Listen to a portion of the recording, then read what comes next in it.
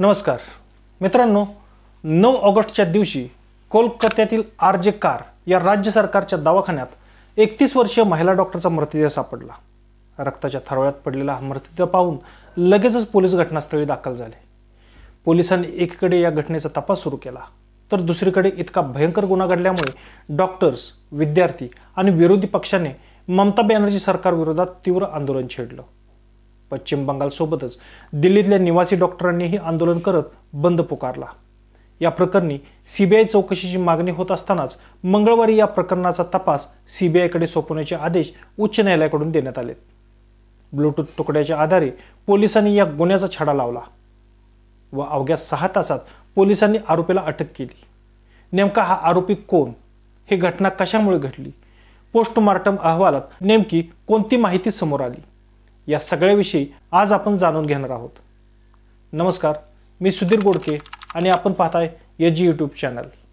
कोलकातामधील RG Kar या राज्य सरकारी रुग्णालयात एका डॉक्टर महिलेची निर्गुण हत्या झाल्याची माहिती पोलिसांना शुक्रवारी 9 ऑगस्ट रोजी झाली। पोलीस या रुग्णालयात दाखल झाले। या सरकारी रुग्णालयाच्या सेमिनार हॉलमध्ये त्यांना रक्ताच्या थरोळ्यात पडलेला एक मृतदेह आढळला। या मृतदेहाच्या चेहऱ्यावर व शरीरावर विविध ठिकाणी जखमा झाल्या होत्या। इतकंच नाही तर या मृतदेहाचे कपडे सुद्धा अर्धवट फाटलेले होते। पोलिसांनी लगेचच या घटनेचा तपास सुरू केला। यावेळी हॉस्पिटलमध्ये काही सूत्रांनी पोलिसांना अशी माहिती दिली की ही हत्या शुक्रवारी पहाटे 3 ते सकाळी 6च्या दरम्यान झाली असावी। ज्या महिलेचा यामध्ये मृत्यू झालाय ती डॉक्टर शुक्रवारी मध्यरात्री 2 वाजेपर्यंत ऑन ड्युटी होती। 9 ऑगस्टच्या रात्री 11 वाजता आईला फोन करून संबंधित महिला डॉक्टरने जेवण ऑर्डर केलं।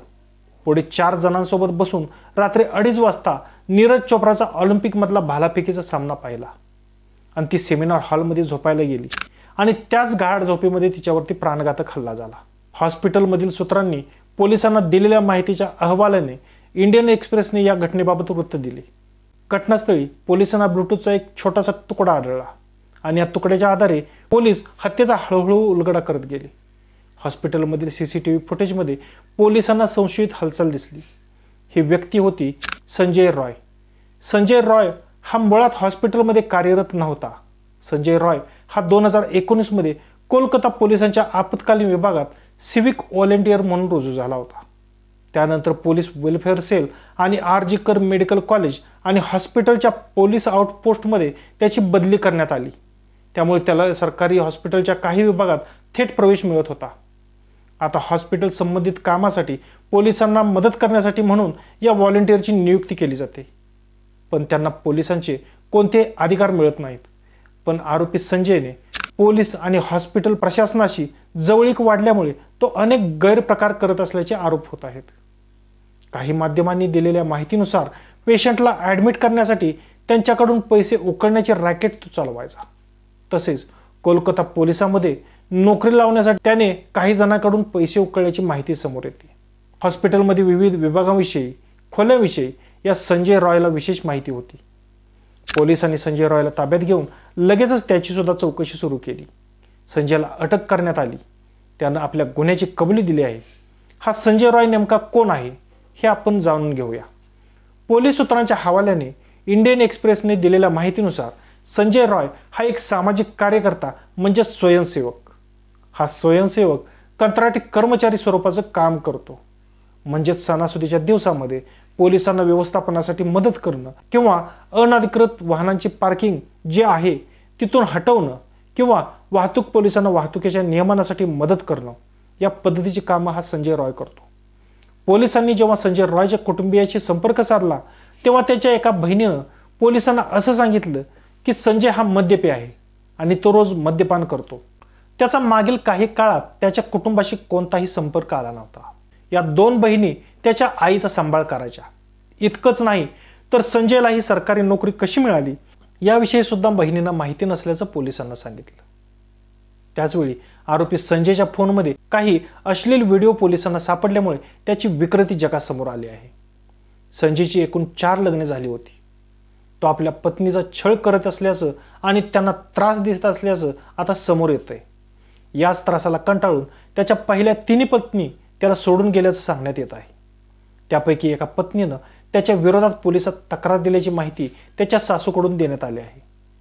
काही बातम्यांनुसार त्याच्या चौथ्या पत्नीचा गेल्या वर्षी कॅन्सरमुळे तर काही बातम्यांनुसार संजयच्या छळामुळे मृत्यू झाल्याचं सांगण्यात आलंय. त्यामुळे एकंदरीत संजयचा इतिहास हा खूपच विकृत असल्याचं दिसून येतंय. त्याच्या आईने मात्र आपल्या मुलावरचे आरोप फेटाळून लावले असून तो निर्दोष असल्याचं म्हटलंय. तसंच पोलिसांच्या दबावामुळे त्यानं आपला गुन्हा कबूल केल्याचं त्याच्या आईचं म्हणणं आहे. या प्रकरणात पीडितेच्या नातेवाईकाकडून हॉस्पिटल प्रशासनावर गंभीर आरोप करण्यात आलेत. ही घटना घडल्यानंतर पीडितेच्या वडिलांना हॉस्पिटल प्रशासनाकडून कॉल करण्यात आला तेव्हा तुमच्या मुलीनं आत्महत्या केल्याचं त्यांना सांगण्यात आलं.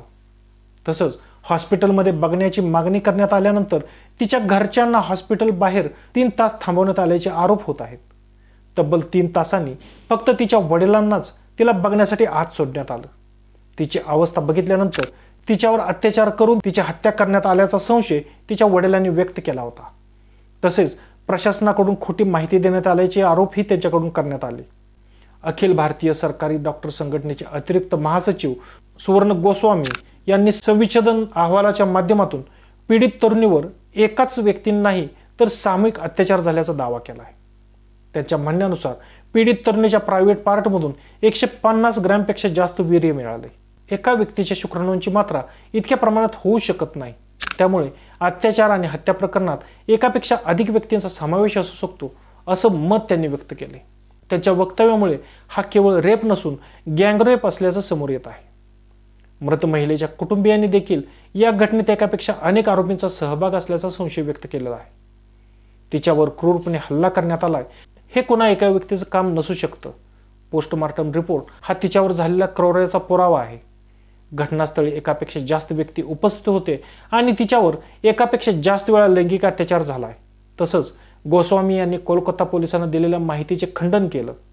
पोलिसांनी त्या गुन्ह्यात एका आरोपीचा समावेश असल्याचं म्हटलं होतं. पण एवढी गंभीर घटना घडल्यानंतरही पोलिसांनी सेमिनार हॉल खुला का ठेवला, तो सील का केला नाही असा सवाल उपस्थित केलाय. संप करणाऱ्या डॉक्टरांनी त्याबद्दल पोलिसांना धारेवर धरलं. आता आपण शवविच्छेदन अहवालात नेमकी कोणती माहिती समोर आली ते जाणून घेऊया. तर पीडित महिलेच्या हत्येदरम्यान झालेल्या जखमा मृत्यूपूर्व होत्या, म्हणजे त्या तिच्यावर मृत्यूपूर्वी झाल्या होत्या. हत्येनंतर तिच्यावर अत्याचार झाल्याचा दावा खोटा आहे. मृतदेहावर सापडलेल्या खुनाच्या जखमा शवविच्छेदन पूर्व स्वरूपाच्या होत्या असं अहवालात म्हटलंय. ज्यामधून असं लक्षात येतंय की जखमा अत्याचारादरम्यान झाल्या आहेत. तिच्या मृत्यूची वेळ पहाटे 3 ते 5च्या दरम्यानची असावी. तिच्या शरीरावर ठिकठिकाणी म्हणजेच ओठ, नाक, गाल आणि खालच्या जबड्यावर अनेक जखमा होत्या. तिच्या डोक्याचा पुढच्या भागावर रक्त जमा झालं होतं. आरोपीने मृत तरुणीचा म्हणजेच डॉक्टरचा गळा दाबून तिची हत्या केली असावी. गळा आवळून या तरुणीचा मृत्यू झाला असावा. तरुणी किंचाळू नये म्हणून तिचं तोंड आणि घसा सतत दाबला गेला असावा. त्यामुळे तिच्या गळ्यातील हाडांना सुद्धा खूप दुखापत झाली होती. तिच्या गुप्तांगासह शरीरातील अनेक जखमांमधून रक्तस्राव देखील होत होता. मृत डॉक्टरच्या प्रायव्हेट पार्टवर ज्या क्रूरतेने अत्याचार केले गेलेत तो आरोपीच्या क्रूर मानसिकतेचा पुरावा आहे. आणखी एक गोष्ट, जेव्हा आरोपीने महिलेवरती गाढ झोपेत असताना हल्ला केला तेव्हा झोपेत असूनही त्या महिलेने त्याला प्रतिकार केला होता. आरोपीच्या हातावर सुद्धा या महिलेच्या नखाची ओरकडे होते. मृतदेहाच्या नखामध्ये जे त्वचा व रक्ताचे नमुने आढळले होते ते नमुने आणि संजय रॉय याचा DNA सुद्धा मॅच होते. त्यामुळे संजय रॉय हा या घटनेतील मुख्य सूत्रधार आहे असा संशय आहे. दरम्यान या घटनेनंतर रुग्णालयातील कर्मचाऱ्यांशिवाय पश्चिम बंगाल तसेच संपूर्ण देशभरातील डॉक्टरांमध्ये आक्रोश पाहायला मिळतोय. शनिवारी वैद्यकीय महाविद्यालयातील कर्मचाऱ्यांनी सुद्धा या घटनेच्या विरुद्ध आंदोलन केलं होतं. दरम्यान या घटनेनंतर शुक्रवारी संध्याकाळी RG कार सरकारी रुग्णालय व महाविद्यालयाचे प्राचार्य संदीप घोष यांनी आपल्या पदाचा राजीनामा दिला होता. माझी मुद्दाम सोशल मीडियावर बदनामी केली जाते, मुलांना माझ्या विरुद्ध भडकवलं जातंय. ज्या डॉक्टर तरुणीचा मृत्यू झालाय ती मला मुलीसारखी होती. त्यामुळे पालक या नात्याने मी माझ्या पदाचा त्याग करतोय. आरोपींना लवकरात लवकर पकडण्यात यावं व त्यांना शिक्षा मिळावी अशी माझी इच्छा आहे असं म्हणत प्राचार्य संदीप घोष यांनी आपलं पद त्यागलं होतं. प्राचार्यांच्या या भूमिकेचं कौतुक होणार इतक्यातच कलकत्ता नॅशनल मेडिकल कॉलेजच्या प्राचार्यपदी घोष यांची पुन्हा नियुक्ती झाली होती. त्यामुळेच घोष यांच्यावर सुद्धा या प्रकरणामध्ये सध्या टीका होते. सोशल मीडियावर त्यांचा सुद्धा नावाची चर्चा रंगते. दुसरीकडे या घटनेनंतर पश्चिम बंगालच्या मुख्यमंत्री ममता बॅनर्जी यांनी सुद्धा संताप व्यक्त केला आहे। पीडित महिलेच्या कुटुंबियाशी बोलून या खटल्यात लवकरात लवकर कारवाई करण्यात येईल असं आश्वासन सुद्धा ममता बॅनर्जी यांनी दिलंय। तसंच डॉक्टरमधून उफाळून आलेला राग व त्यांच्या मागण्या ह्या देखील रास्तच आहेत। हा खटला लवकरात लवकर जलद गती न्यायालयात चालवण्याचे निर्देश सुद्धा ममता बॅनर्जी यांनी दिले। इंडियन एक्सप्रेसच्या वृत्तानुसार पोलिसांनी आरोपी संजय रॉयला अलीकडेच न्यायालयासमोर हजर केलं होतं। न्यायालयाने संजय रॉय याच्या कोठडीत 14 दिवसाची वाढ केली आहे। पोलिसांनी चौकशीसाठी संजय रॉय याची कोठडी वाढवून मागितली होती आणि ही विनंती मान्य करत न्यायालयाने 23 ऑगस्टपर्यंत संजय रॉयला कोठडी सुनावली। येथे 4 ते 5 दिवसात या प्रकरणाचा आणखीन तपास करून यामध्ये आणखी कोणी दोषी आहे का याचा सुद्धा छडा लावला जाईल असं आश्वासन कोलकाता पोलीस आयुक्त विनीत गोयल यांनी दिलं। तुर्तास आपण इथंच थांबूया। संजय रॉय ह्या आरोपीनं ही क्रौर्याची परिसीमा अशा पद्धतीनं गाठली, संपूर्ण मानवजातीला लाजवेल अशा पद्धतीचा अत्याचार करून क्रौर्य या संजय रॉयनं केलेलं आहे। तुम्हाला या सर्व घटनेसंदर्भात काय वाटतं नक्की कमेंट करून सांगा। धन्यवाद।